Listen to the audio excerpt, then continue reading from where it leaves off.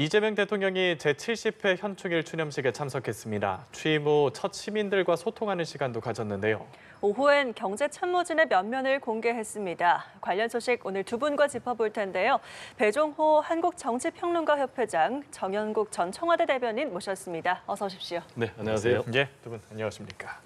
자, 오늘 오전 이재명 대통령이 70주년 현충일 추념식에 참석을 했습니다. 추념사에서 모두를 위한 특별한 희생에는 특별한 보상이 주어져야 한다고 강조했는데 이 얘기 먼저 듣고 오겠습니다. 우리는 자유와 평화, 풍요와 번영이 어디에서부터 비롯되었는지 잊지 말아야 합니다. 모두를 위한 특별한 희생에는 특별한 보상이 주어져야 합니다. 독립운동하면 3대가 망하고 친일하면 3대가 흥한다는 말은 이제 영원히 사라져야 합니다. 이재명 정부는 책임과 의무를 다할 것입니다. 국가 유공자와 유가족 여러분이 자부심과 긍지를 느끼고 품격을 더할 수 있도록 예우는 더 높게, 지원은 더 두텁게 할 것입니다. 특별한 희생에 특별한 보상, 어떤 의미일까요? 네, 당연한 그런 원칙이 아닌가 생각을 합니다. 국가라는 이제 공동체를 위해서 희생을 했다면 국가가 책임과 의무를 다하는 것이 마땅하고 이 부분에 대해서 이재명 대통령 첫 국가 기념일 행사 참석해서 강조를 했습니다. 우리가 이제 보훈하고 또 안보하면은 보수가 전유물처럼 강조한 그런 가치입니다. 그런데 이재명 대통령이 이 보수의 전유물처럼 여겨진 이 보훈의 가치를 적극 강조한 것은 그동안 이재명 대통령과 민주당은 중도 보수 정당을 굉장히 강조를 했지 않습니까? 그래서 국민 통합을 확실하게 이루겠다라는 이제 그런 의지의 표현으로 저는 해석이 됐고요. 앞으로도 이런 보수까지 껴안는 그런 이제 진영을 극복할 수 있는 국민 통합의 메시지는 계속해서 인사를 통해서 또 기념식 행사 메시지를 통해서 또 정책을 통해서 바뀔 것이다. 이렇게 생각이 되고요. 특히 이제 이번 기념사에서 제가 상당히 좀 주목한 것은 우리 사회에 친일하면은 3대가 망한다. 친일하면 3대가 흥한다. 또 독립운동 3대가 하면은 또 3대가 망한다. 이런 이제 말이 있지 않습니까? 그래서 이런 말은 당연히 사라져야 되고 또 그런 말이 사라지도록 해야 된다라는 이재명 대통령의 그런 메시지에 굉장히 공감했고요. 이 말이 좀 우리 사회에 그대로 현실화되는 그런 정부가 됐으면 하는 그런 바람입니다. 취임 후에 참석한 첫 국가 기념일 행사에서 나온 말이었거든요. 어떻게 들으셨을까요? 자유, 평화, 번영, 풍요. 이게 보수 정권에서 주로 사용하던 용어들인데 오늘 상당히 의외였습니다. 좋은 방향을 잡고 계신다 생각이 되고요. 이게 이제 통합의 메시지로도 받아들여지는 부분들이 있죠. 그런데 이제 물론 아까 말씀하신 대로 보훈이라는 것이 국가를 위하고 국민을 위해서 희생한 사람들을 추모하고 기리는 것은 당연한 것이고 그의 뭐 좌우가 따로 있을 수가 없는 것이죠. 그동안 만약에 구분했다 그러면 그게 잘못된 것이고 이게 이제 그가 오늘 추념사 가운데서 이제 눈여겨볼 만한 것이 이제 그런 건 좋은데 북한이라든가 안보라든가 이런 용어들은 완전히 사라져서 전혀 사용하지를 않았습니다. 그래서 이 추념사를 통해서 이재명 대통령의 대북 정책 방향이 어느 정도 읽혀진다 할 수 있는 부분이 있어요. 이제 이종석 국정원장 내정자도 그 인사에서 알 수도 있듯이 그분이 이제 햇볕 정책을 갖다 설계하신 분이고 포용 정책을 강조하시는 분이니까 아마 이재명 대통령의 대북 정책의 일면을 어느 정도 방향성을 가늠해 볼 수 있겠다. 그렇게도 볼 수 있을 것 같습니다. 네. 한편 이 대통령 청와대로 옮기기 전까지 당분간 한남동 관저에서 머물기로 했습니다. 오늘 추념식 참석 이후에는 관저로 복귀하던 중에 인근 재래시장을 또 깜짝 방문을 했더라고요. 김혜경 여사 장을 보면서 시민들과 또 첫 소통 행보를 보이기도 했습니다. 어떻게 보셨습니까? 일단 뭐 이재명 대통령 하면 전형적인 서민 대통령 아니겠습니까? 소년공 출신의 대통령의 신화를 만들었는데 뭐 우리가 흑수저 얘기하지만은 이재명 대통령은 무수저다라는 이제 그런 평가를 받는 대통령인데 이런 대통령에 대한 서민들의 기대가 남다를 것으로 생각이 되는데 오늘 이제 말씀하신 추념식 행사 참석하고 예. 그리고 김혜경 여사와 함께 전통시장을 들렸어요. 그리고 직접 이제 비닐봉지를 들고 한 40분 정도 뭐 찬거리를 마련했다고 하는데 이런 모습을 보는 국민들 입장에서는 야, 이재명 대통령이 뭐 우리와 다른 멀리 있는 대통령이 아니구나. 우리와 함께하는 그런 서민 대통령이다. 라는 이제 판단을 했을 것 같고요. 특히 지금 굉장히 민생과 경제가 위기잖아요.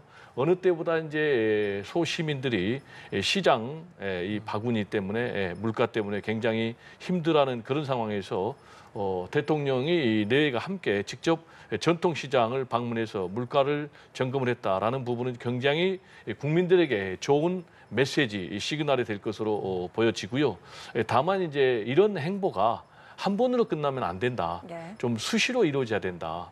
그리고 또 임기 내내 이루어져야 된다. 그러면 저는 뭐 개인적으로 성공한 대통령, 국민들이 사랑하는 대통령이 되지 않을까 이렇게 생각을 합니다. 예, 첫 행보 재래시장을 방문한 거 긍정적으로 좀 봐주셨는데요. 네, 어떻게 들으셨습니까? 좋은 행사죠. 좋은 행사고 지난번 뭐 긴급 경제점검 TF 회의도 하고 어제 또 국무회의도 하면서 김밥 회의도 했다는 것 아니겠습니까? 그런 모습 뭐 적극적으로 토론하고 하는 모습도 좋고 이런 시장 방문도 사실 예상하지 못했던 행사인데 어떤 일각에서는 뭐 기획된 거 아니냐 이런 얘기도 하지만 기획된 거라도 좋습니다. 이것은 당연히 대통령의 동선이기 때문에 당연히 이제 경호 문제도 있고 하기 때문에 계획이 된 행사이긴 합니다만은 당 좋은 모습이죠. 그리고 이 자주 시장에 나와서 시민들하고 소통하는 모습들 이런 모습들을 계속해서 보여주시면 좋겠고 이런 이제 대통령의 첫 행사들, 첫 움직임들 이런 것들이 이제 오랫동안 재임 기간 내내 그 이미지가 가는 것이기 때문에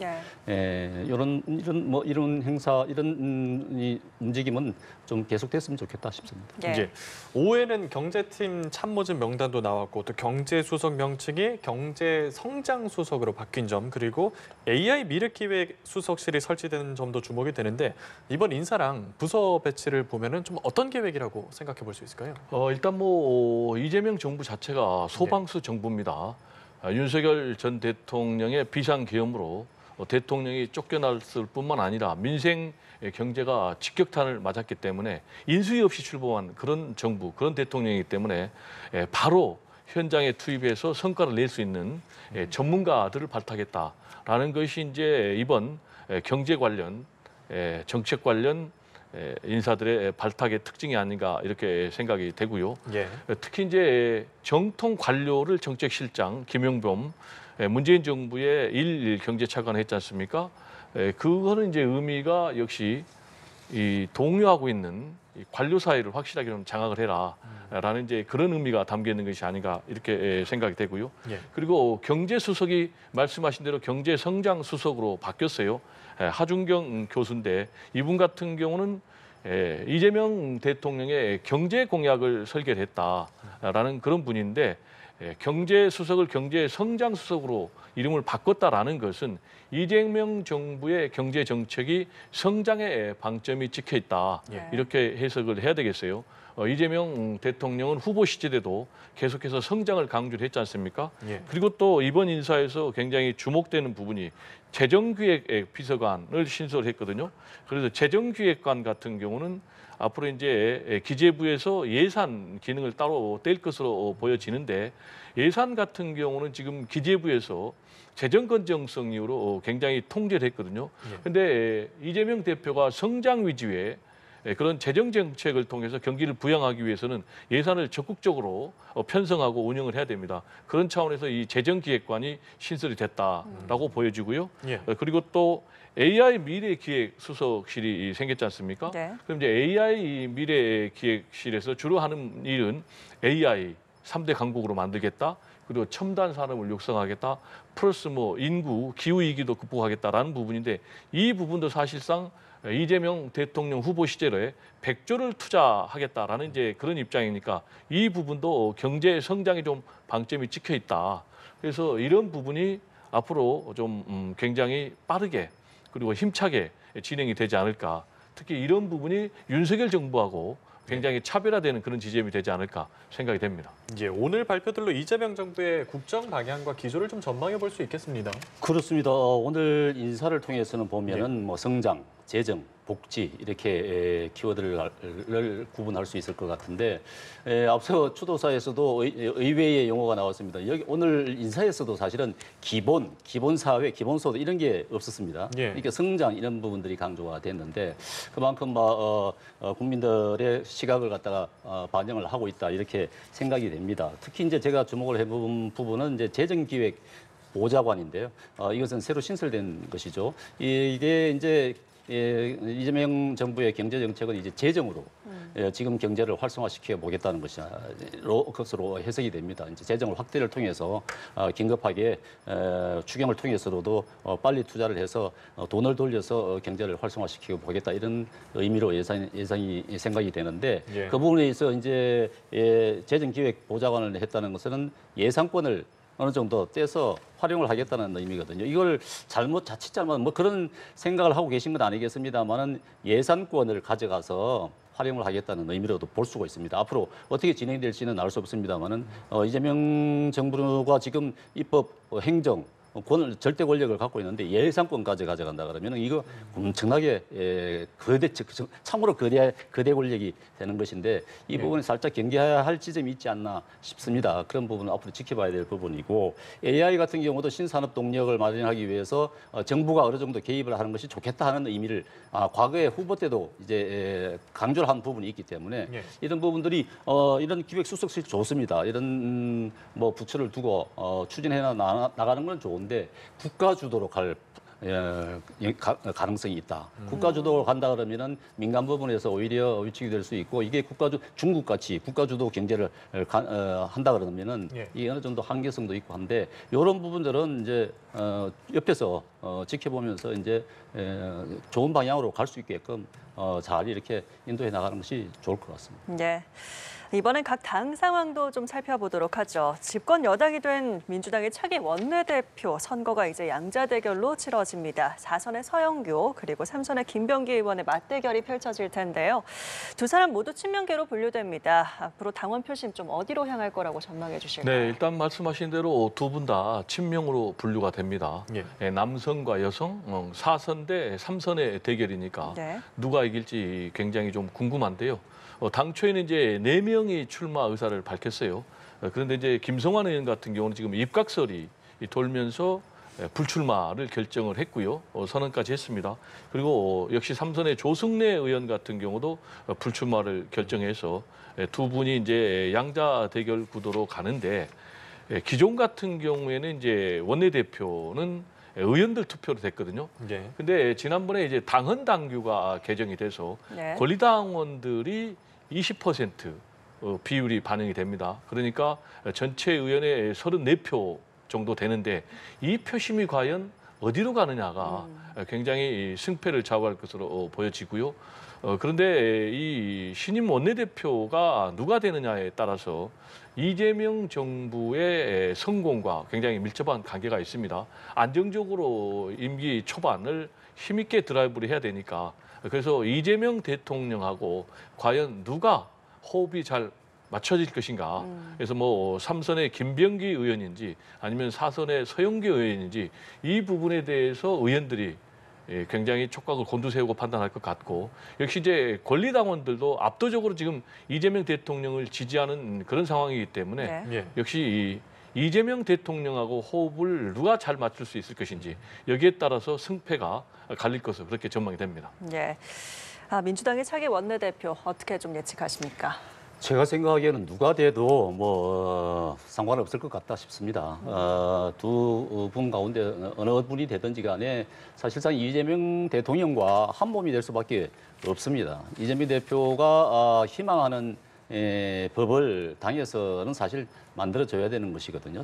모든 정책이라는 것이 법을 통해서 만들어지는 것인데 법 없이는 하고 싶은 정책을 아무리 실현하고 하려고 해도 되지 않는 것입니다. 그런데 지금 이제 이재명 대표가 당 대표 때도 그렇습니다만은 지금 이제 대통령으로서 절대 권력을 행사할 수 있는 그런 위치에 있는 것 아니겠습니까? 그렇다 그러면은 필요한 모든 법을 아마도 당에 요구를 해서 얼마든지 만들 수 있을 겁니다. 그 역할을 이제 원내대표가 할 수밖에 없는데 원내대표는 지금 새로 선임되는 원내대표는 그 요구를 받아 줄 수밖에 없는 입장이죠.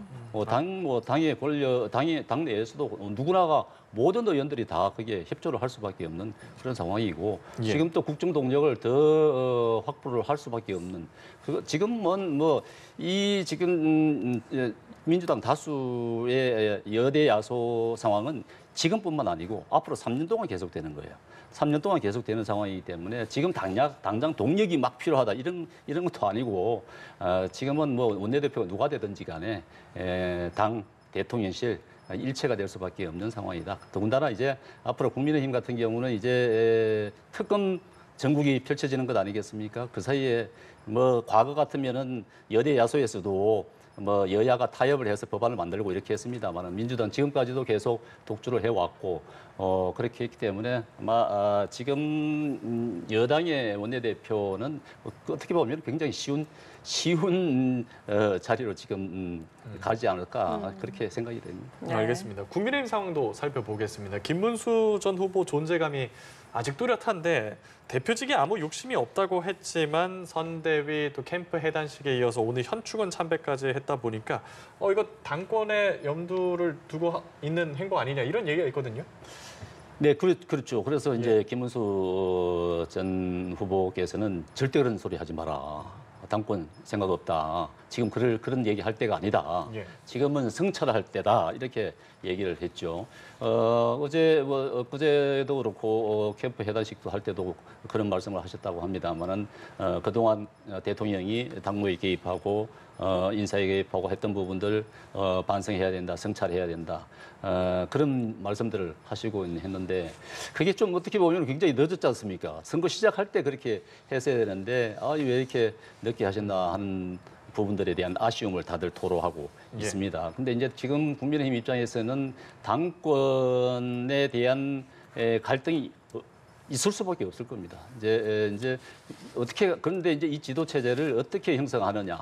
뭐 지금 전당대회를 빨리 할 것이냐, 조기 전당대회를 할 것이냐, 아니면은 뭐 비대위 체제로 또 갈 것이냐 이런 부분들인데 둘 다 참 딜레마입니다. 사실은 전당대회를 하자니까 과거에 나왔던 대통령 후보들이 다 나와서 또 경선을 해야 될 것 아니겠습니까? 그렇게 했을 때 또 권력을 두고 또 다툰다 하는 모습들이 국민들 눈에 비칠 것이고 비대위로 가자니까 또 비대위로 또 계속 이렇게 유지를 하면서 내년 지방선거를 대비한다. 이것도 참 쉽지 않은 부분이고 더군다나 이제 대선에서 지고 난 다음에 당이 쇄신을 해야 되는데 지금은 국민의힘 입장에서는 정말 뼈를 깎는 아픔을 가지면서 쇄신을 해야 됩니다. 전혀 다른 당으로 변신을 해야 되는 그런 상황인데 지금 말하자면은 뭐 친윤 세력이라고 하죠. 그 세력들이 이제 주류 세력이 돼 있으니까 제가 보기에는 이 당내에서 우리 국민의힘은 주류 세력이 교체가 돼야 될 것 같아요. 그렇지 않고는 쇄신이 안 된다고 봅니다.